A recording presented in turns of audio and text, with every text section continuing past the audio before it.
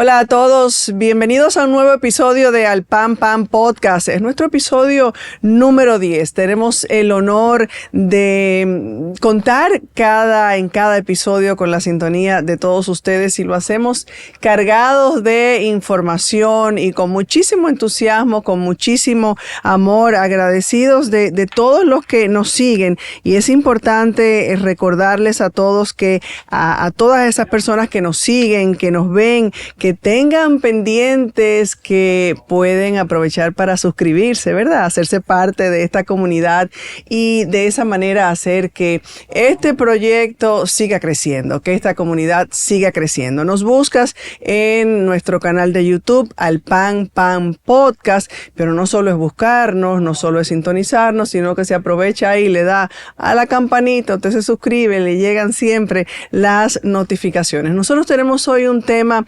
fundamental, importante para el bienestar familiar, para la crianza de nuestros hijos. Vamos a discutir todas esas reglas, a tratar de establecer esas reglas, pero claras, esos límites, siempre pensando en la salud y en el bienestar del hogar. La diferencia entre la crianza tradicional, que pudiéramos decir que es la mía, y la nueva, que ahora le llaman disque respetuosa. Yo soy Soraya Castillo y aquí está mi compañero Manuel Canela. Soraya y Manuel, lo establecimos la semana pasada y hubo una persona en la calle por ahí que me dijo, mira, les quedó chulo, Soraya y Manuel. Hola Soraya, sí, también está interesante, novedoso, creativo.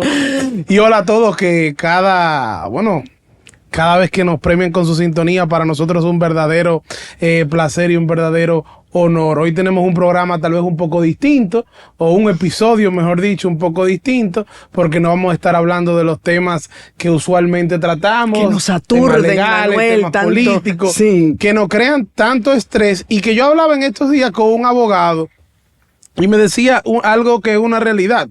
Y él me decía, mira, Canela, el problema es que los abogados a veces creemos que somos el ombligo del mundo y que todo tiene que ver con lo legal, con lo político, con los casos de corrupción. Pero la realidad es que en el día a día la gente tiene sus propios afanes y sus propias preocupaciones. Claro. Tiene que buscar para la comida, tiene que buscar para el alquiler, para el préstamo. Y dentro de todo eso también está para llevar una relación sana en su hogar, la crianza de los hijos, que de una manera u otra impacta en el desarrollo de cada uno. Porque no hay forma. Si tú en la casa, si la cosa en la casa está complicada, olvídate que eso se refleja en todo lo otro que tú haces. Entonces, y más tarde se va a reflejar en la sociedad. Yo he mencionado, yo creo que tú me has oído repetidamente, una frase que dice mi mamá: si las cosas en el hogar van mal, luego la sociedad va a estar mal. Porque esos que estamos criando hoy, ya ustedes, porque ya yo estoy también ayudando a echar los nietos para adelante, pero educamos mal y luego esos son los seres que van a estar al frente de la sociedad a nivel público o privado. Eso es así, eso es correcto. Al final del día ya nos toca a nosotros ayudar a que lo que hay en el futuro, sea cada día mejor. Así es, así es. Y a propósito de eso, tal y como lo dice Manuel, tal y como lo decíamos al inicio, nosotros tenemos una invitada muy especial, ya nos ha acompañado en otros programas, sobre todo en la radio, en todo, ¿verdad? Sí, claro. Siempre está de la mano. Y aunque a veces no está frente a las cámaras, siempre nos da esos tips y esas orientaciones que a fin de cuentas lo que hacemos es transmitírsela a ustedes que son nuestro público. La licenciada María Luisa Piña, psicóloga juvenil, infantojuvenil, está con nosotros y como decíamos, queremos establecer cuáles son cuál es la diferencia entre esa crianza tradicional, o sea, la de antes, la mía, y la de ahora, que le llaman respetuosa. ¿Tú no eras respetuosa cuando tú criabas? Yo no fui muy respetuosa porque... ¿Tú dabas pela, Soraya? No daba pela. No daba pela. Yo daba unos jaloncitos de oreja que no veo a la psicóloga. Unos jaloncitos de oreja o así, calladito, unos pelliquitos. Acaba el gato. Una vez que mi mamá me dijo, mija, pero tú vas a dejar a ese niño sordo de tanto que le ala las orejas. Pero algún recurso no tenía que buscar. Los varones, mis hijos, gracias a Dios, fueron dos muchachos tranquilos, pero varón al fin traviesillo, inquieto. Y tenemos que establecer, y nos vamos a ayudar con las orientaciones de la licenciada licenciada María Luisa Piña, ¿cuál es la diferencia entre esa crianza tradicional, la crianza de ahora que le dicen respetuosa, y explorar también el tema de los límites? Esta es una época difícil, María Luisa, que todos los muchachos están en la escuela, además, hay campamentos y los muchachos se van al campamento, pero el verano tiende a ser muy retador. Es retador. Bienvenida. Lo bueno que yo estoy aquí. Muchísimas gracias. Tú estás ahí. Ella no puede venirnos con cuentos, porque yo voy a decir si es lo que ella dice teórico o práctico. Se lleva la práctica. Si se lleva la práctica. No me la coartes, Manuel, por favor. No, simplemente. Buenas tardes, hola a todos. De Soraya, Manuel, para mí como siempre un placer formar parte de este espacio, y buenas tardes a todos los que nos están acompañando en este día, escuchándonos. Para mí como siempre un placer estar y poder compartir de un tema que me apasiona tanto, como es el tema de la crianza, y como bien mencionabas, es la crianza, pero enfocado mucho en buscar ese bienestar. El bienestar familiar que inicia con mamá y papá, porque si mamá y papá no están bien, pues entonces la misma dinámica familiar se va a ver directamente afectada. Entonces yo soy una abanderada de promover lo que es el bienestar en nuestras vidas, y a través de las familias creo que es el punto de partida, porque definitivamente la familia es y seguirá siendo, siempre ha sido así, un aspecto sumamente importante de... El pilar de cualquier sociedad. Sí, y hoy en día que contamos con tantas plataformas para informarnos, para tener acceso a datos, a información, es de suma importancia que podamos aprovechar este espacio para continuar creando conciencia y poder aportar información de valor en torno a este tema, porque efectivamente hay mucha información, y obviamente de repente una persona... Parece que a veces es demasiada, a María veces Luisa. puede ser demasiada información y nos podemos llegar a abrumar, porque yo, que es mi profesión, que era psicología y demás, a veces recibir tantas campanas y ver tantos frentes abiertos y tanta información y todo va cambiando tan rápido, a veces puede llegar a ser abrumador, y de repente para un papá que es abogado, que es ingeniero, que es arquitecto, el también leer tanta información, pues sí, llega a abrumar, porque es mi día a día, es lo que puedo compartir con las familias que acompaño, donde escucho tanta preocupación, tanta ansiedad por diferentes temas de la crianza, que hoy en día, gracias a Dios, tenemos toda la información, pero que a veces no sabemos qué hacer con esa información, o a veces ese exceso de información nos abruma, y cuando nos abrumamos, el miedo nos paraliza muchas veces. Entonces, de ahí la importancia para lograr ese bienestar del que hemos hablado desde el inicio, la importancia de establecer esas reglas claras, Correcto. esos límites claros, que me imagino, asumo yo, que en cada familia, en cada dinámica puede ser diferente. Totalmente. Pero ¿cómo establecer esas reglas y esos límites y establecerlo de manera clara? Y además ejecutarlo, ¿verdad? Porque una cosa es decirlo, del dicho al hecho hay un gran trecho, y los muchachos se dan cuenta también. Totalmente. Sí, y esa es una pregunta sumamente importante, y antes de llegar ahí,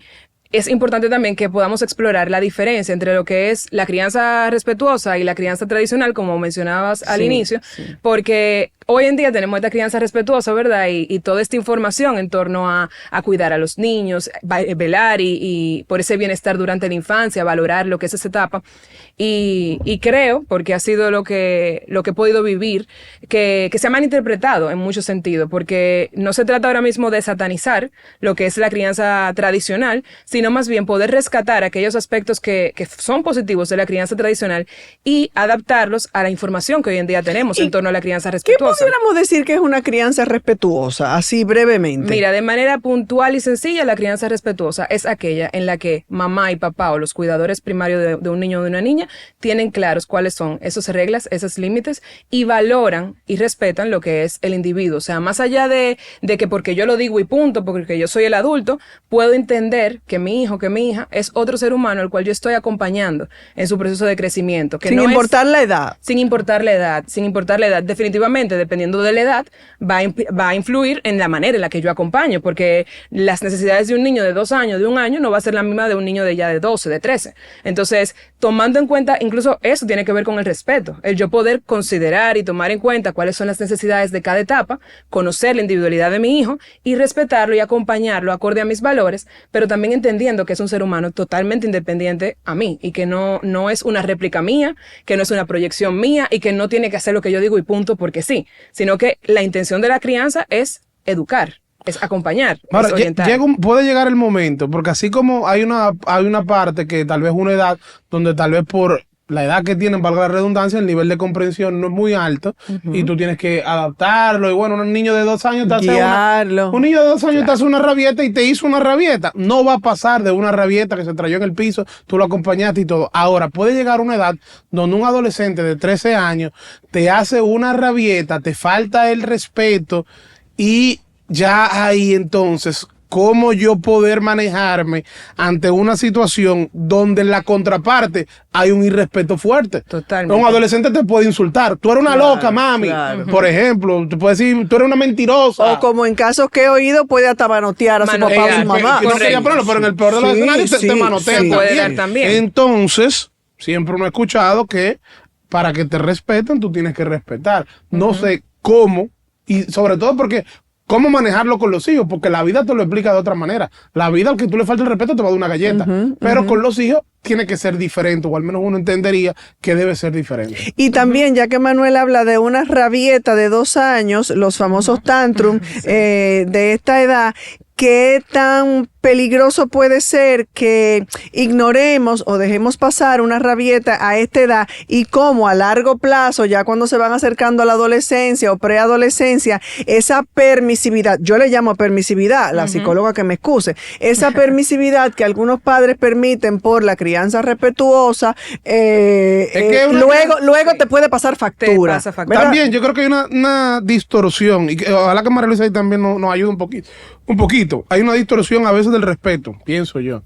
O sea, de lo que se le llama que realmente implica la crianza respetuosa. Mira, definitivamente, como yo respondo ante la rabieta de un niño de 2 años, no va a ser igual que como con un adolescente ya. Igual la respuesta del adolescente va a ser distinta y son necesidades diferentes. Pero al final, detrás de una rabieta, que ojo, no solamente los niños, los adultos también tenemos rabieta. Lo que pasa es que ya tenemos algunos mecanismos y herramientas para autorregularnos y no respondemos en base a un instinto. Pero un niño de 2 años y un adolescente de 12 años, a través de la rabieta lo que está comunicando es un malestar.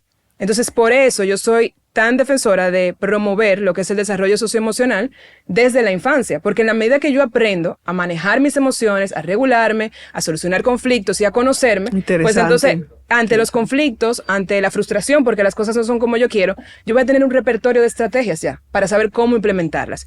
Ojo, evidentemente esto no es garantía. Yo puedo a mi hija de 1 año empezar, acorde a lo que se puede, obviamente, porque con una niña de 1 año estamos un poquito más limitados de las cosas que podemos hacer, pero puedo exponerla a todos los eventos, a todas las situaciones y escenarios oportunos para que desarrolle lo que es su inteligencia emocional. Y con los niños, con el ser humano en general, nunca hay garantía. Esa es la realidad, porque el ser humano 2 más 2 no son 4 siempre. O sea, cada persona es totalmente distinta.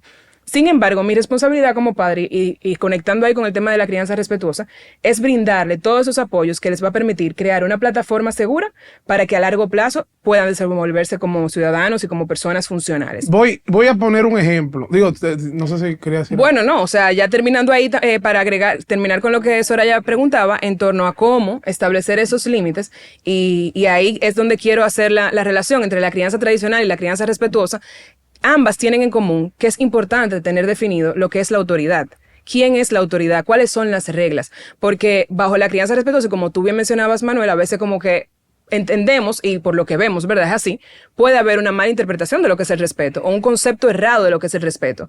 Yo no puedo criar a mi hija o a mi hijo con miedo. Yo no puedo estar preguntándole todo, porque y me imagino que tampoco será el respeto, que se va a notar que yo difiero del famoso término, pero claro, yo soy de otra época. Tampoco se puede confundir el respeto con dejar hacer lo que les dé la gana. Jamás, porque una cosa es que yo elija mis batallas, y otra cosa es que yo permita que el niño haga y deshaga porque lo estoy respetando, porque es su tiempo, porque tengo que dejarlo ser. O sea, si yo digo, no se puede tomar el ketchup, o cachú, como diríamos en buen dominicano, porque entiendo que el cachú es perjudicial y el niño quiere cachú, porque respeto y hay que dejar que coja él, atento a él su cachú. Pues no hay cachú y punto. Y ahí hay límites que hay que poner. Hay límites necesarios, y ahí el respeto entra en la manera en la que yo pongo ese límite. Porque no es lo mismo que yo te voy a dar un golpe, que yo te voy a humillar delante de la gente, o que no te voy como a acompañar de una manera respetuosa, a yo poderte explicar, poner el límite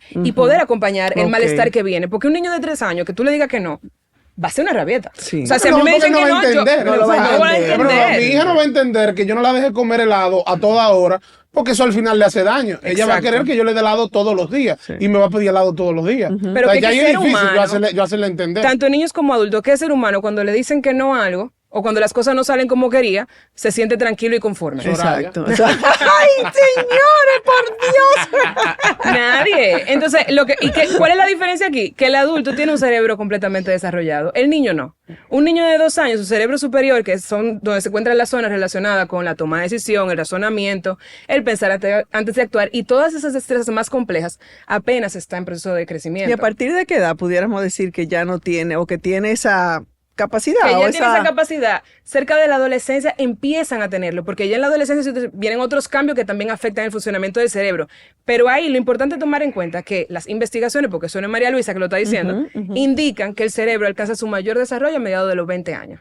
Entonces, eso quiere decir que un niño hasta los 10 años, un adolescente, todavía su capacidad de tomar decisiones, de razonar, todavía tiene un proceso muy inicial de desarrollo. El término adolescencia siempre me ha llamado mucho la atención, o lo he compartido, adolescencia, que adolece de muchas cosas. Así. Mira, en estos días, bueno, incluso esta semana sale la noticia de que ha sido la película que más ha vendido de este año 2024. El Inside 700 millones de dólares ya lleva. Tal vez al momento que sale este podcast ya lleva más. Son la película Inside Out. Inside Out, la número 2. Y entonces la número 2. No la he podido ver todavía. Bueno, pero todo el mundo sabe porque está en el tráiler que salen nuevas emociones y una de ellas, la que sale, es la ansiedad. Tú decías ahorita que en la medida de que el niño, cuando va creciendo, se va preparando para esas emociones que llegan luego, que pueden ser distintas a las que conoce en edad temprana, ese manejo que le da cuando llegue a esa edad, por ejemplo, la adolescencia, puede ser mejor. Totalmente. En la película vemos como la niña, cuando llegan esas nuevas emociones, prácticamente no sabe bien cómo manejarlas. Correcto. Entonces ahí va la pregunta. ¿Qué tan importante es que un niño, que luego es adolescente, desde niño pueda empezar a conocer y a diferenciar las diferentes emociones y con qué se come eso? Claro. ¿Cómo se come eso? Es ¿Cómo sumamente tú lo logras importante. eso? Y qué bueno que hagas la pregunta. Y eso es sumamente importante porque es justo lo que mencionaba ahorita de cómo yo defiendo, promuevo y trabajo en el desarrollo socioemocional desde la infancia. No es lo mismo que tú empieces a aprender matemática y te entren en el nivel 5 a tú empezar en el nivel 1. Entonces, si esperamos la adolescencia para que los niños aprendan a tener un lenguaje emocional, aprender de sus emociones, saber cómo regularla, porque imagínate, niño es niño, como dicen, ¿verdad? No, eso no va a aprender, no va a entender.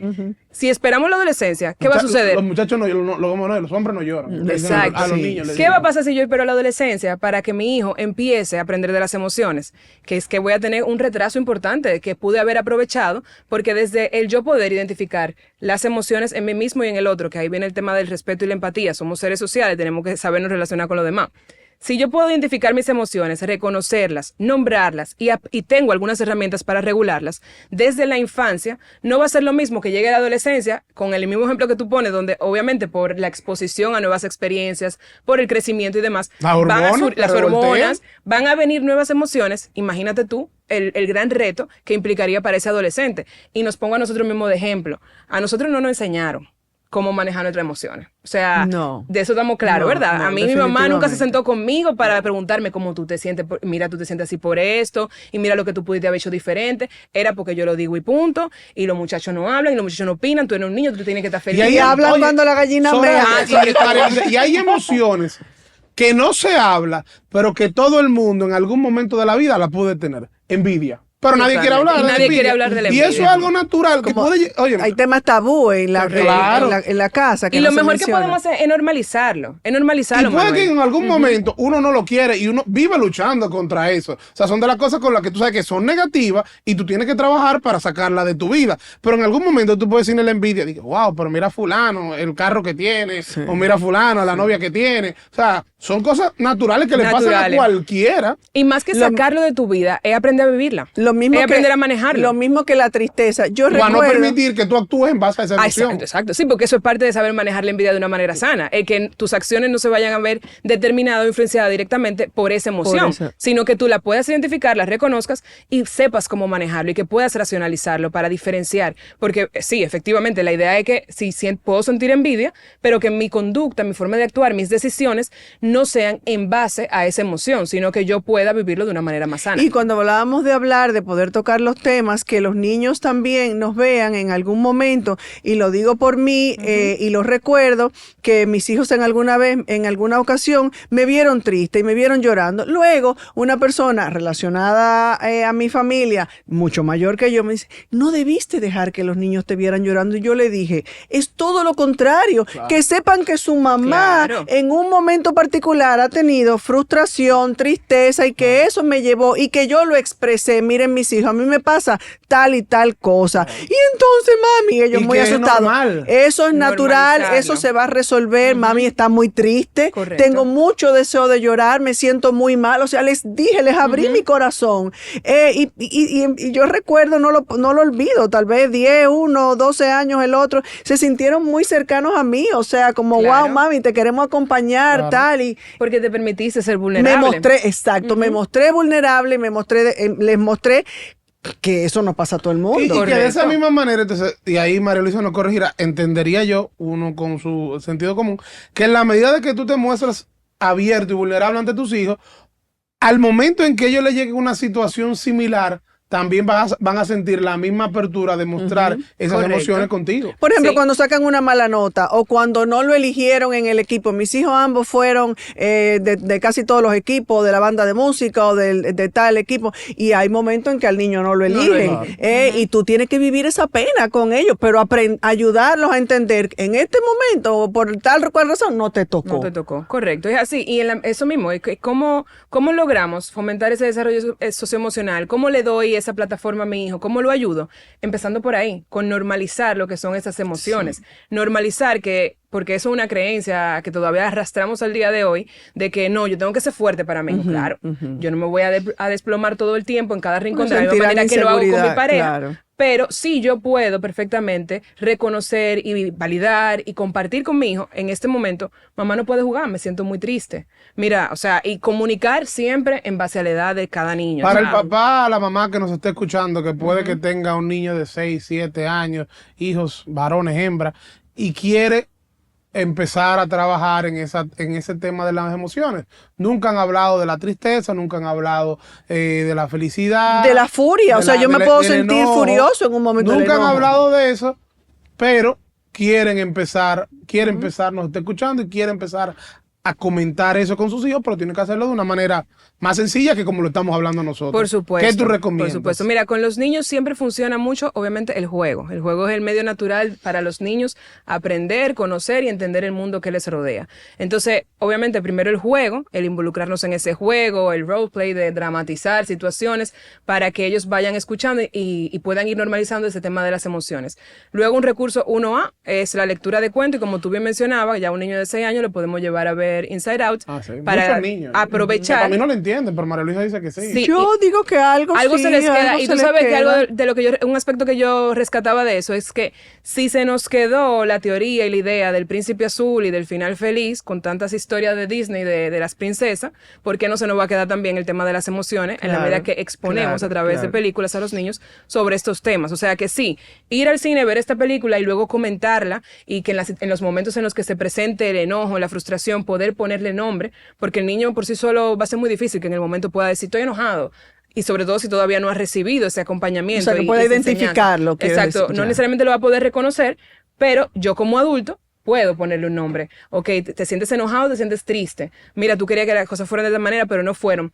Cómo tú te sientes, o sea, ayudarlo a que le ponga un nombre a esa emoción y junto con eso entonces darle alternativas. Y ahí es la crianza respetuosa. No es decirle, ay, que tú te sientes enojado por eso, no, pues tómalo para que no te enojes. No, porque es que no estás aprendiendo a lidiar con el ahí enojo. viene la confusión. Es bueno que tú hagas esa puntualización porque yo creo que hay muchos padres que creen que complacer, que decir o acceder a todo lo que los niños quieren o desean o patalean en un momento, eso es crianza respetuosa. Pero es que no lo estoy preparando para y la lo vida. que estás diciendo es todo lo contrario. Todo lo contrario, porque en la crianza es preparar para la vida. Y la vida no te va a dar todo lo que tú quieras. No. Ni va a ceder porque tú estés haciendo una pataleta, una rabieta. Entonces, tenemos que preparar para la vida. Y los límites son necesarios. Hay una autora que se llama Dr. Becky, que ella siempre pone el ejemplo, y a mí me encanta, siempre que puedo lo repito.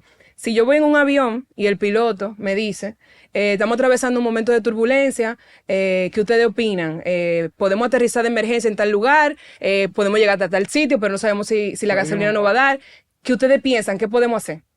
¿Cómo yo me voy a sentir en ese momento? Claro. Si yo estoy en un avión y el piloto, el que yo le confío en mi vida, me está consultando a mí, el líder de lo que debe de hacer, versus a lo que realmente pasa, el piloto informa. Claro. Estamos pasando un momento de turbulencia, esto puede durar unos 15 minutos, pasa esto y esto y esto. No se preocupe, póngase su cinturón, pero lo mantenemos informado. Claro. Entonces, ese es el papá en la crianza respetuosa. Es una figura de autoridad que comunica, que está presente, que informa y que respeta. Uy, dijiste algo muy importante, que está presente. Los padres, mira, la misma vida, no estoy criticando aquí a nadie ni juzgando a nadie, la misma vida, hay muchas madres ausentes de la casa, mamá y papá están en la calle tratando de poder llegar con ese presupuesto a fin de mes, entonces hay menos presencia de los hijos, de los padres con los hijos, y cuando estamos en las casas, ya yo no tengo hijos chiquitos, pero pensando en los padres, cuando están en la casa todavía siguen las cosas, que si la tarea, que si los oficios, que si la cena, que si tal,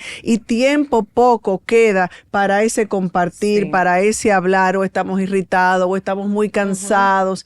Entonces de ahí lo importante de si no hay cantidad, que por lo menos haya una calidad. Sí, tú sabes que en un punto yo era muy partidaria de decir eso, siendo empática y entendiendo la realidad social que vivimos. Si lo que tengo son 5 minutos, que sean 5 minutos de calidad. Sin embargo, algo que aprendí con la maternidad, ya poniendo en práctica, como decía Manuel al inicio, poniendo en práctica, es que también necesitamos la cantidad. Necesitamos la cantidad. ¿Por qué? Porque con 5 minutos diario, 10 minutos diario, no va a ser suficiente. No, claro. Entonces, la maternidad, la paternidad es una gran responsabilidad y toca hacer ajustes. Y claro, que es uno de los temas más controversiales porque, pero tengo que pagar el colegio, tengo que pagar el seguro médico, hay que trabajar porque no se va a mantener solo. Es verdad. Y esa parte la entiendo perfectamente.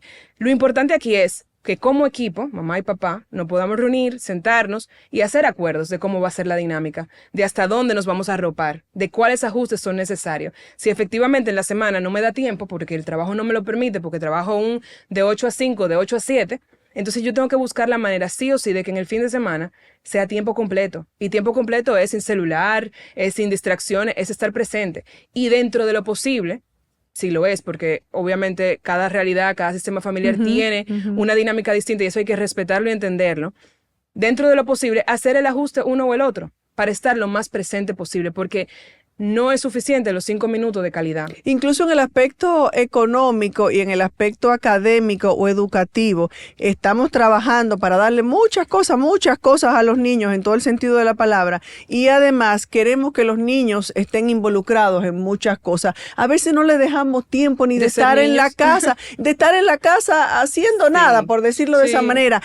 Queremos que se estén involucrados en deporte, en arte, en música, en tal o en cual, y no le damos tiempo casi ni para respirar a los muchachos. Sí, y ya la cosa va tan rápido y hay tanta información y el día a día no nos da, porque tú estás en clase de tarde, entonces te pasa la mitad en el carro, luego estás en la clase, después llega a la casa, o sea, ya va todo tan deprisa que si no le enseñamos a nuestros niños a parar, vamos a llegar a un punto preocupante. Ya estamos en un punto preocupante de salud mental. Si este ritmo continúa y si no nos detenemos y si no hacemos ajustes, porque estamos a tiempo, yo confío que estamos a tiempo, va a ser muy preocupante ¿Tú qué hablas? ¿A qué tú crees que se debe? Ahora que hablaste, perdón, Soraya, que hablaste de salud mental. Sí, a eso iba. Y se habla de que, y uno ve muchísimos memes en las redes sociales, de que esta generación, ¿cómo que se llama? La Z. La generación Z, la Gen Z. Y de cristal también. Y generación de cristal. Pero de cristal puede parecer ofensivo. No queremos. Por eso que no te escuchan. Ay, Jesucristo. Relajando. No, se dice que que sufren mucho de ansiedad. ¿A qué tú crees que se debe? Que estamos ahora. La ansiedad tal vez era algo que hace 20 años o no se mencionaba, pero también no se conocía tanto, hace 20, 30 años. Pero esto es una generación que desde temprana edad sí sufren mucho de ese problema. Mira, hay dos cosas que a mi entender influyen. Número uno, la información, el yo poder identificar lo que es la ansiedad. O sea, antes quizá, como tú dices, pasaba desapercibido y no sabía que es un pánico, una situación de pánico que tiene la persona o que está manejando ansiedad o efectivamente es una persona ansiosa que necesita tratamiento. Antes no teníamos tanta información o tantos recursos para diagnosticar. Hoy en día sí lo tenemos, pero o sea, así como es cierto que sí, hay personas que tienen el diagnóstico, que tienen la situación y es real, también ese mismo acceso a la información a veces nos lleva a utilizar de manera coloquial el término ansiedad. No porque yo te inquiete en un momento, yo debo decir, yo estoy ansiosa. No, realmente, quizá no estoy realmente ansiosa, sino lo normal, lo esperado. Estoy inquieta porque va a suceder tal cosa, estoy inquieta porque va a pasar tal. Y en el momento en el que yo me pongo la etiqueta de que tengo ansiedad, soy ansiosa, ya entonces como un disfraz de que yo soy ansiosa y lo asumo y lo abrazo. Entonces, este exceso también de información a veces nos hace malinterpretar realmente lo que estoy experimentando. Y puntualmente con los adolescentes, el incremento en temas de salud mental y específicamente con la ansiedad, como tú bien manejas, las redes sociales. Las redes sociales son un foco importante. Ser adolescente hoy en día, siempre lo dicen, porque cuando yo era adolescente también lo decían, ¿eh? Pero es que es así. Pero hoy en día es un gran reto. Tanto para el joven como para los padres. Criar es muy, muy retador, sí. No me puedo imaginar. Sin embargo, vivir la adolescencia, como hablábamos ahorita, en una etapa donde se adolece de tantas cosas, donde las hormonas nos están jugando en contra, donde naturalmente y lo esperado y lo sano es que ya llega esa etapa donde yo me busque encontrar fuera de mi sistema familiar, porque eso es la adolescencia también, junto a la presión social de las redes sociales, de que los comentarios, de los likes, de que me expusieron así, de hasta, o sea, de que todo queda ahí, es muy grande. Antes uno iba al colegio y ya, y se iba para su casa y hasta el otro día. Venía verano y había gente de la que tú no volvías a ver hasta que volvíamos a iniciar el año escolar. Hoy en día el adolescente no se desconecta. El adolescente está constantemente conectado con lo que está sucediendo. Y si para nosotros adultos, a veces ese exceso de disponibilidad llega a ser abrumador, llega a ser estresante, para un adolescente por igual. Y por eso, ahí entrando ya con un tema de quizá de pantalla, ¿verdad? Es tan importante tener reglas y límites en torno al uso de pantallas. A eso iba. Yo leí hace unos días, pocos días, de que lo ideal, y creo que fue un profesional de la conducta de España, algo que me encontré en una charla, que recomendaba, y creo que fue Marian Rojas Estapé, que me encanta, que recomendaba que a los niños no se les debe dar celular, por lo menos celular inteligente, hasta los 14 años. Yo digo, wow, el padre que en esta época logre llevar a un hijo hasta los 14 años, mira, eso es un premio. Porque es difícil, es muy me difícil, imagino. es muy Es difícil. más, yo creo que ya el celular, o creo no, el celular se ha convertido en una herramienta. Ahora, hay una diferencia, decía ella, entre un celular común para comunicarse con mamá o papá, porque estoy en la calle, a un celular inteligente donde tienen redes sociales, que no deberían estar expuestos a las redes sociales puntualmente hasta los 12, 14 años, no recuerdo exactamente cuál fue la edad. Sí, y es así, es muy difícil. El que lo logra, de verdad, mis felicitaciones y quisiera reunirme para que también me pase que de la técnica. Claro, es el mundo ideal. Es el mundo ideal, porque por lo mismo que venimos hablando, porque es que un celular inteligente que te da acceso constante a redes sociales, que te permite estar disponible para todo el mundo constantemente, el grupo de WhatsApp, Instagram, no sé qué, o sea, todo es abrumador, es abrumador y no necesariamente un adolescente cuenta con la capacidad, por la propia edad en la que se encuentra, de lidiar con toda esa presión. Y ni hablar entonces del acceso a la información, que obviamente eso como quiera lo tienen, porque todos van a estar con acceso a una computadora, a una tablet, porque evidentemente son parte del mundo y es importante. Sin embargo, hay demasiada información. Y entonces hay información con la que no necesariamente saben cómo lidiar con ella. Exacto. Y tú que hablas de la presión de las redes sociales, hablemos de la presión del famoso bullying, También. la presión que reciben en las escuelas, que sabemos todo lo que ha ocasionado y puede ocasionar en un niño. Algunos que ni siquiera lo llevan a la casa, que ni siquiera lo hablan y se lo tragan solo. Una cosa se conecta con la otra, porque por las vías donde más se da el bullying, hoy en día, aparte de manera presencial, de manera física, también se da mucho a través de las redes. Sí, correcto. Sí, es terrible. Sí, y es constante, es que no se desconecta, no se apaga en ningún momento y tú te sientes que tú te has expuesto todo el tiempo. Porque te digo, casos incluso de niños que crean perfil falso. O sea, por ejemplo, que yo creo un perfil de Manuel y me haga pasar por Manuel y empiece a publicar cosas como si fuera Manuel. Entonces, obviamente, cosa negativa. Entonces, todo eso afecta emocionalmente. Y son situaciones que hoy en día vivimos con los adolescentes, y cuando te hablo de adolescente, a partir de los 12, 13 Yo años. no sé qué tan fácil sea ahora, pero tiene que haber una supervisión. A mí ya mis hijos lo saben, lógicamente, pero se descubrieron que yo, mientras ellos estaban, en esa época era solo Facebook y el MSN, el Messenger, Sí. y todo lo que Hi-Fi, hablaban, y todo lo que hablaban, y todo lo que veían, yo iba junto con ellos. O sea, lo veía al mismo Pero tiempo. eso es una violación a la simultáneamente. privacidad. No, como menores ¿Dónde no. está el límite? Es violación. Hay como violación menor a esa Lo edad. importante aquí sería comunicarlo. Quizá, y ojo, No, porque si tú lo ves, comunicas.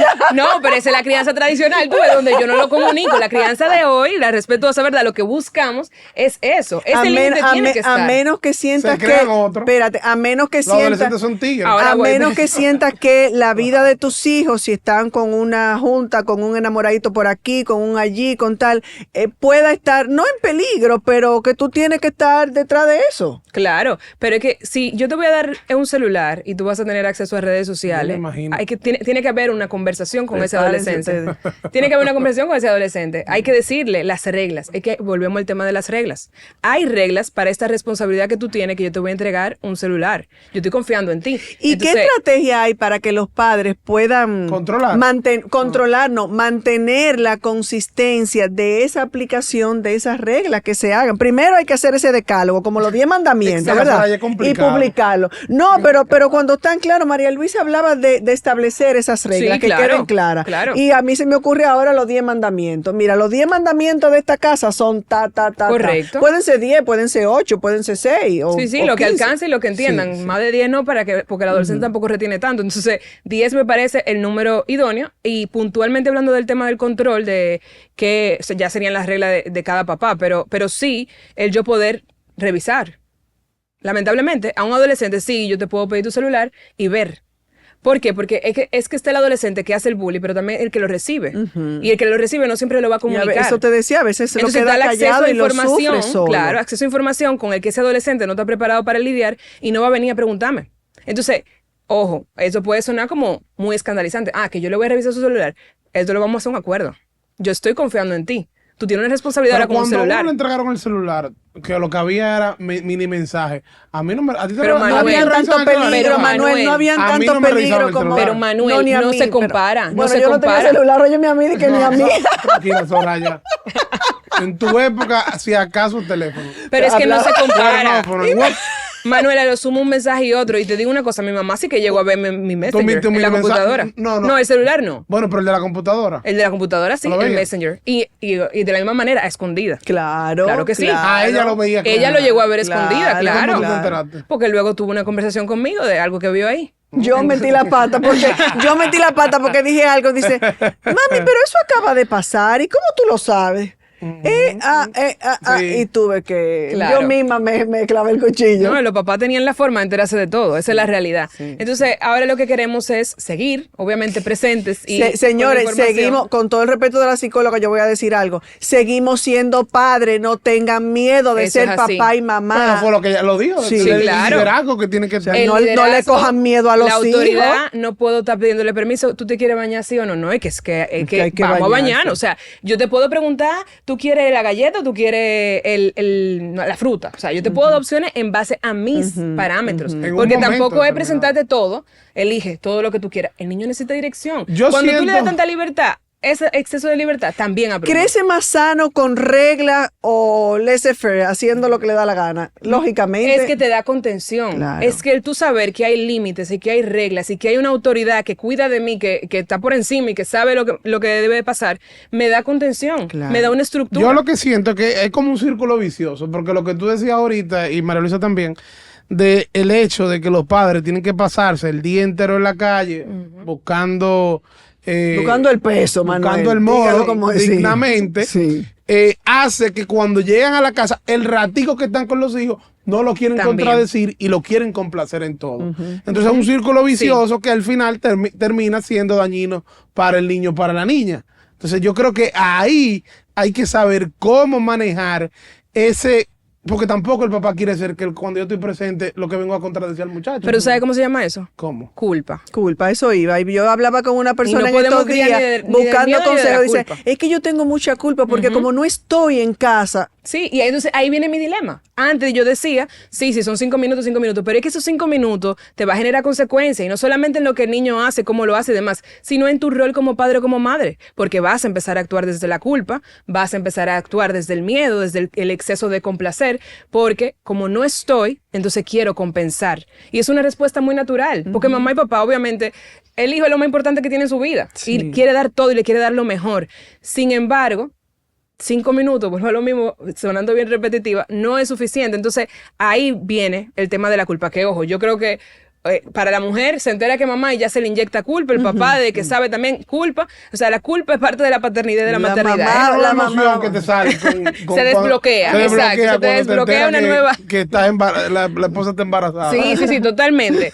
Sin embargo, tengo que poder vivir con esa culpa, pero cuando yo siento que efectivamente no doy abasto, que no doy suficiente, que no estoy presente, voy a buscar compensar y no voy a querer ese logro como tú dices. Si yo nada más tengo estos 30 minutos al final del día, yo lo voy a querer complacer y eso no es sano. ¿Cómo combinar? Que yo creo que es lo más difícil, y lo digo por experiencia personal.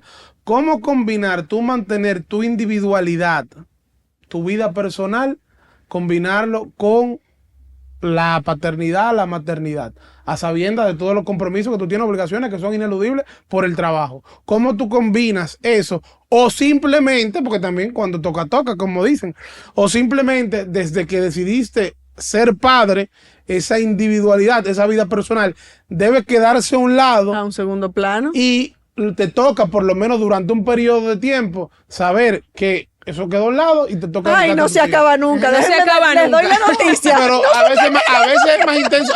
No, pero hay un periodo de tiempo hay etapas más intensas que otras. Hay etapas más intensas que otras. Yo creo que la individualidad... Todavía, pero claro. Señores, las madres, yo estoy segura que María Luisa me entiende. Las madres, yo digo que vivimos con el corazón en la boca. Desde que las madres sí sufren. Las madres sí. Mira, la individualidad yo creo que no se termina, pero se transforma. Porque yo creo que eso es lo que pasa muy en día. La gente dice, no, pero yo tengo que mantener mi vida. Claro, y es verdad. Yo no puedo renunciar a mi vida. Y es cierto, María Luisa hablaba de que si no estamos bien, no podemos estar bien para los niños. Me imagino que eso es importante también. Exacto. Y ahí vendrá la negociación entre la pareja. Bueno, mira, este sábado yo me voy a montar caballo para Monteplata. Es así. Pero Soraya tiene su agenda. Tú me conoces.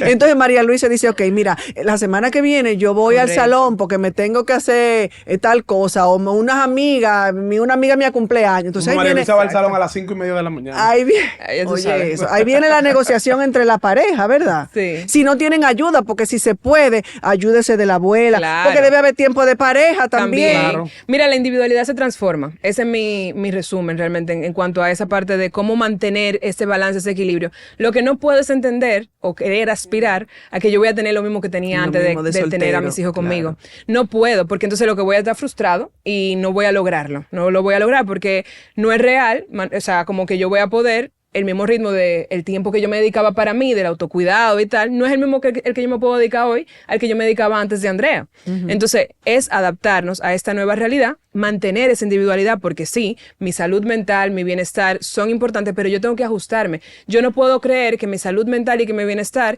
para yo tenerlo, es que yo necesito hacer ejercicio todos los días a las 6 de la tarde, si no tengo salud mental. Pues entonces te digo una cosa, no voy a tener salud mental, porque que yo ahora mismo no es real que yo puedo todos los días ir al gimnasio, porque yo tengo que, por lo mismo, porque yo trabajo, tengo otras cosas y tengo que dedicarle tiempo a mi hija.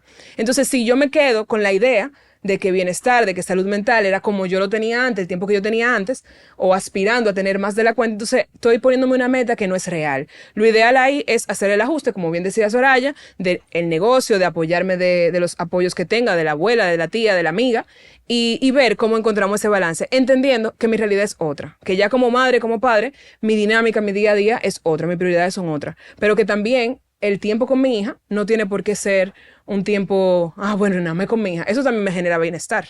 Eso también me da felicidad. El yo ver a mi hija disfrutar, el ver a mi hija crecer, el compartir con ella. Eso también me llena de alguna manera. Entonces, bueno, es buscarle la vuelta. Y de ahí lo importante de cuando hablábamos de paternidad responsable también, ahora yo agrego otra. Responsable desde que usted decide tener relaciones sexuales y usted esté consciente de que por tener relaciones sexuales, casado o no casado, Sin usted puede protección. tener un producto. Sin protección, usted puede tener un producto. Entonces, la responsabilidad comienza desde tener mis hijos de manera responsable. Porque Correcto. tener hijos bien criados, bien formados, bien acompañados, no es fácil. No es fácil. Entonces, hágalo responsablemente y no y tenga no los hijos a lo solamente, loco. o sea, Ni se llene de muchachos tampoco. Es otra cosa. Correcto. Cuando usted toma la decisión de que va a tener un hijo, entender también Que cuál tú es- tienes todo. Claro, Desde la que parte, un le paquete. puedes dar la parte, un La paquete gente cree que nada más lo afectiva, económico. económica, No, el techo, es la todo. La seguridad. gente cree que cambia nada más lo todo. económico, cuidado, si lo económico, no te voy a decir que es lo menos importante, pero lo Se económico resuelve es una eso. parte. Sí, es una parte. Uno Y- sabe más fácil cómo hacer dinero que Y cómo criar un hijo. en eso está muy Completo, enfocado, pero y es en así. eso estamos muy enfocados, insisto, ya yo no estoy criando, pero la mayoría de las parejas, de la familia, están muy enfocados, porque la vida está difícil, pero aparte de eso, en querer tener, en darle a los hijos el mejor colegio, el mejor esto, y a veces nos olvidamos de algunas cosas que aunque la parte económica es importante, el buen colegio es importante, la buena ropita es importante, hay otras cosas que tal vez pueden resultar hasta más importantes. Es que lo más importante para cualquier niño va a ser la presencia de sus cuidadores primarios. Eso va a ser lo más importante. Atención, ¿que cómo fue? Lo más importante siempre va a ser para un niño la presencia de sus cuidadores primarios. Aunque O sea, no vaya a Disney, aunque no se lo aunque lleven no de vaya a viaje, a un Disney. hotel. Correcto. O sea, lo más importante es ese tiempo, ese vínculo que yo voy formando. Yo ahorita les mencionaba, en la adolescencia ya el adolescente se tiene que encontrar fuera de su sistema familiar. Eso es lo sano. Eso es difícil para los papás, pero ¿A eso qué es lo tú te sano. refieres ¿Cómo cuando tú dices así? No fuera de su entendí. sistema familiar? Eso no- El ajá. adolescente todavía está en su casa. Sí, no, está en su casa, evidentemente, pero me refiero a nivel social, a nivel de identidad, se tiene que encontrar fuera de su sistema familiar. Durante la infancia, en mi casa, en mi mamá y mi papá, son mis hermanos, o sea, ahí yo pertenezco, esa es mi identidad, y por eso es tan valioso y tan importante lo que se vive en la infancia y cómo yo soy intencional en acompañar para que ese sentido de pertenencia, ese sentido de identidad esté bien firme, porque cuando viene la adolescencia, el adolescente lo que se quiere es pertenecer a un grupo. Ver con cuál amigo sí, con cuál amigo no. O sea, ya se pasan quiere ya encontrar pasan los padres a un segundo plano. a un segundo plano y se quiere encontrar fuera de su sistema familiar. Y ahí voy. Es que bueno, pusiste ese tema, ya estamos acabando, pero es algo muy importante. ¿Qué uno hace si el hijo, la hija de uno, lamentablemente se ve en una situación que no encaja? Todos los muchachos son diferentes, Soraya. Siempre, y esto tal vez yo no lo debiera decir, pero siempre en el curso hay uno que lo tildan de que el que no encaja, que él no quiero usar una palabra. El que no lo aceptan por el que algún no lo motivo, aceptan. el que no lo ¿Cómo aceptan uno por maneja así? algún motivo. Porque, óyeme, uno como padre sufre muchísimo, me imagino. Correcto. Sí, Eso. Sí. Uno sufre si mira mal a uno de Sí, uno. sí, Exacto. sí. Imagínate si En su el- hijo se siente que no pertenece. Y eso puede pasar porque, como tú dices, pasa. O sea, siempre ha pasado toda la vida. Y Y ahí siempre va a seguir pasando. y va a continuar pasando. Entonces, hay dos cosas. Primero, lo de que durante esa infancia, ese sentido de pertenencia con el sistema familiar esté bien formado, porque como te digo una cosa, te digo la otra. Ciertamente en la adolescencia, el adolescente va a buscar parte de su identidad fuera del sistema familiar, pero al mismo tiempo necesita saber que tiene un terreno firme atrás donde pisar, al cual regresar. Entonces, si en esa etapa donde yo me estoy buscando y encontrando mi identidad más allá de mi mamá y mi papá y de lo que ya he conocido hasta el momento, yo recibo rechazo social, pero al mismo tiempo sé que cuento con este respaldo, yo voy a tener un lugar al cual regresar. Entonces, eso es lo más importante, que durante la infancia se forme ese vínculo, esa seguridad y esa pertenencia tan fuerte que el adolescente sepa que tiene a quien regresar. Y lo número dos, volvemos a lo mismo, de la presencia, de estar presente para yo poder identificarlo y poder acompañarlo acorde a lo que pueda ser necesario. Que ahí, importante mencionar, la respuesta no siempre es cambiar al niño de colegio. Que muchas veces los papás entienden que como me lo están Para rechazando proteger, aquí, sí. como no encaja aquí, vamos a cambiarlo de colegio. Y te digo que pasa muchas veces, que en ese otro colegio pasa lo mismo O peor. o peor. Entonces, cuando eso sucede, no es decir, ay, qué crueles son los niños, qué mala es esta sociedad. Yo tengo que ver también cómo yo puedo ayudar a mi hijo a que se sienta más seguro. ¿Y en qué momento, además de la ayuda que yo le pueda brindar, tenemos que no puede buscarla? tampoco confundirse con sobreprotección, entendería yo. Eso es lo que te digo. Porque le hago Sí, más daño. Claro, ¿sí? Si lo retiro del puedo colegio, no salir, te- Exacto. no, ni llegar a la escuela a tratar de Mucho resolverle menos. el ambiente. Lo porque estoy no, sobreprotegiendo. no, Y esa no es la idea. Eso también se ve. Se Sí, ve, sí, y esa sí, no es sí, la idea. La sí, idea sí. podemos caer en eso de sobreprotección o de querer buscar a los culpables fuera. Pero realmente aquí lo que tendríamos que hacer es analizar qué pasa con mi adolescente, que no pertenece, que no encaja. De qué manera lo puedo ayudar a que se vaya sintiendo seguro y firme para elegir personas con las que él sí tenga afinidad. Porque muchas veces pasa que quiero pertenecer al grupo donde realmente no pertenezco. Entonces, también ahí tengo que trabajar el tema de identidad, donde mi hijo puede identificar cuáles son sus fortalezas, cuáles no, o sea, y empiece a elegir acorde a eso. Yo decía, ¿en qué momento? Parece que nos están por ahí anunciando de que el tiempo se va terminando, aunque nos quedan unos buenos minuticos todavía, producción, no sea portador de malas noticias. ¿En qué momento identificar que necesitamos la ayuda de ese profesional de la conducta? ¿Cómo identificar que realmente, no ir al psicólogo por cualquier cosa o al terapeuta por cualquier cosa, pero sí, cómo identificar que hay un momento particular en que mi hijo necesita ayuda o que muchas veces los que necesitamos ayuda somos los padres para poder brindarle? Manuel, no me mire así, que yo busque ayuda, sí, y eso es inteligente. Claro, por supuesto. Buscar ayuda a los padres para tratar de tener esas herramientas que tal vez nos hacen falta para ayudarlos a ellos, pero también cómo identificar en un momento en la casa que hay una conducta adictiva que puede ser lo que nos dé la señal. Por ejemplo, un adolescente que está ganando mucho peso y está refugiándose en la comida, o que está perdiendo mucho peso porque está haciendo las drogas. exacto, o que se está refugiando en la pantalla, en los videojuegos, en tal. ¿Cómo identificar? ¿Cómo ver que uno de nuestros niños, eso iba a decir, nos va a tener que tocar otro episodio, está desarrollando una conducta adictiva? ¿Cómo identificarlo? Mira, tú mencionas un ejemplo importante, ese cambio en la conducta alimenticia, ese cambio en la conducta de cómo me relaciono, de los hábitos de limpieza, de los hobbies, o sea, si todo el tiempo es pantalla, o esos cambios en general de actitud más allá de lo esperado para el adolescente, porque obviamente en la adolescencia van a venir esos cambios de humor, esos cambios de estado de ánimo, explorando gustos y demás, eso es lo normal. Sin embargo, si vemos que ya eso empieza a afectar y que se presenta durante un tiempo prolongado, entonces ya debo de poner una atención diferente. Y sí, obviamente tenemos los psicólogos y vamos a buscar ese apoyo y esa ayuda externa siempre que sea necesario, pero como tú bien dices, es importante identificar cuándo es realmente necesario buscar ese apoyo externo, porque realmente no siempre debo de ir al psicólogo porque mi hijo presente alguna situación. Y cuando yo trabajo con los padres, siempre les transmito el mensaje de que aquí tenemos que definir y decidir en base a lo que a ustedes les funcione y les haga sentido. Yo los acompaño, yo no les digo lo que tienen que hacer, yo no les doy la respuesta o la magia de cómo deben de ser la crianza, porque lo que mencionábamos ahorita, cada sistema familiar es diferente, en el ser humano 2 más 2 no es 4, entonces tenemos que trabajar en base a esa dinámica familiar, a esos valores, a esos principios, porque muchas veces la respuesta mamá y papá la tienen. Porque ahora lo que más llueven son los consejos de redes sociales, de YouTube, una charla que oíste por aquí, una tía que te dijo esto. Entonces tú terminas mezclando tantas cosas y tanto consejo que se te vuelve un... Sí, que se abruman. Y por eso siempre, en lo que siempre trabajamos es en definir el sistema familiar. Tu sistema familiar, cuáles son los principios, cuáles son los valores, qué es lo más importante para ustedes.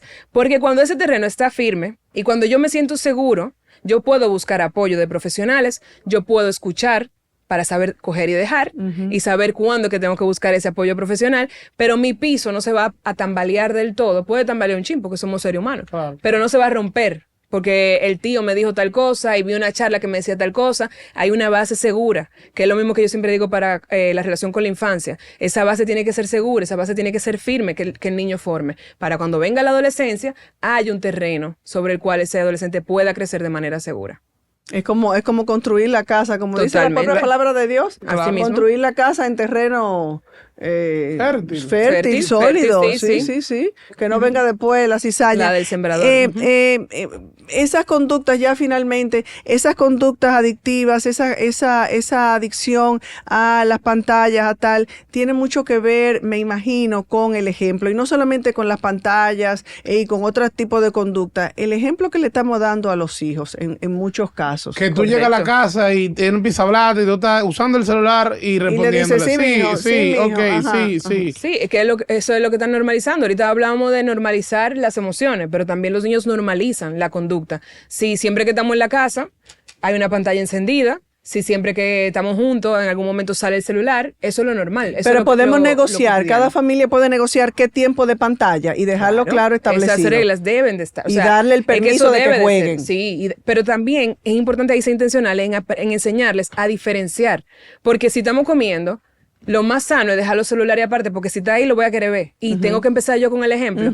Si estamos almorzando, si estamos cenando, desayunando, no debe haber celulares. debemos dejarlo aparte porque es un tiempo para relacionarnos. No debería haber pantallas presentes, sino que más bien la conexión humana. Si mi hijo me está contando algo, volteo el celular para poderlo escuchar, porque entonces le enseño que puedo estar escuchándote, entre comillas, ¿verdad? Y viendo el celular. Y realmente no te estoy dando una atención plena. Entonces, eso hay que enseñárselo, porque en esta generación, en esta época, los niños que están creciendo están muy acostumbrados a ir muy rápido y a estar haciendo muchas cosas al mismo tiempo. Y eso no es sano. Eso no es sano. Entonces, primero por mamá y papá, nosotros mismos ponernos límite a ese uso excesivo de celulares, pero también por nuestros hijos para que puedan aprender cómo hacer un uso responsable de las pantallas. Unos tips, 1, 2, 3, cómo establecer una unión, una unidad, una conexión, no sé cuál es el término ahora mismo, entre la crianza tradicional y la respetuosa. ¿Qué podemos coger 1 o 2 puntos buenos de aquí y cómo unirlo a lo que ahora le llamamos crianza respetuosa como una manera de cierre, María Luisa? Mira, en la crianza tradicional, uno de los mayores valores, a mi entender, era la claridad de las reglas. La claridad de las normas y de los límites. Y creo que eso es algo que a mí, porque yo recibí una crianza tradicional, obviamente, me ha ayudado a tener estructura. Entonces, esa firmeza, esa claridad de las reglas, debemos de rescatarla, tiene que estar presente al día de hoy. Y para lograr eso tenemos que tener claro cuáles son nuestros principios como familia, cuáles son los límites, lo que yo quiero cultivar e inculcar con mis hijos, ¿ok? Entonces, de la crianza tradicional, rescatar esa firmeza y esa claridad de los límites y de las reglas. Entonces, con la crianza respetuosa, ahí unido al mismo tema de la autoridad, porque es que es la base de la crianza, el poder respetar. El poder respetar a mi hijo partiendo de su individualidad y de la etapa en la que se encuentre. Yo no le puedo pedir a mi hija de 2 años, de 1 año, que comprenda como me va a comprender una de 6. ¿Ok? Entonces tengo yo que lidiar con mi frustración, con mi ansiedad, con mi inquietud y poderla acompañar de una manera respetuosa, entendiendo que el niño no me lo está haciendo a mí, que el niño no es un irrespetuoso todo el tiempo, sino que hay veces que el niño efectivamente no sabe cómo responder. Entonces cuando yo respeto, yo puedo valorar y acompañar para la vida. Bueno, más claro de ahí. Ni el una agua. persona que nos esté escuchando, que te esté escuchando, que está enfrentando situaciones o sencillamente quiere evitar, que sería lo ideal, ¿verdad? Claro. No esperar que llegue el problema. ¿Cómo comunicarse con María Luisa? Necesita ese acompañamiento, esa terapia, ya sea para el niño o para los papás. ¿Cómo contactar a María Luisa Piña? Estamos en las redes sociales en caminare.do, caminare con doble M, y María Luisa PB. Esas 2 cuentas de Instagram nos pueden contactar por esa vía y con mucho placer, con mucho gusto, vamos a estar acompañándolos. Bueno, muchísimas gracias. Como bien dijo Manuel, te necesitaremos por aquí. No solo es la política y la parte social, sino que tenemos que ser faro para las familias. Sí, claro que sí. Y esa misma luz nos iluminará a todos. Ya yo no estoy criando, pero estoy acompañando a mis nietos también. Claro, así que sabe Dios si puedo pasar de una crianza tradicional a una más respetuosa. Dirían mis hijos, ay, ¿por qué no echan el tiempo para atrás? Soraya, y deja que el sol pague por ti. Deja que el sol pague por mí. Definitivamente recuerde, señores, que el sol no pasa factura. A calentar el agua de su residencia, industria, hoteles, a través de la energía solar. Ayudamos al medio ambiente y ayudamos el bolsillo. Megasol.com.do. Este fue nuestro episodio número 10. Agradecidos de la sintonía. Llegaron 400 kenianos a Haití. Yo creía, y en Kenia también se están dando golpes. En Kenia se están dando muchísimos golpes. Nos vemos la semana que viene, señores. Yo creía que tú me ibas a decir que entraron 400,000 pesos de anuncio. No, todavía. Señores, muchas gracias. Gracias, un placer, María como Luisa. siempre. Compromiso de que no pase regresar. tanto tiempo Totalmente. y que estés por aquí. Se nos quedaron muchísimos temas. A ustedes, muchas gracias.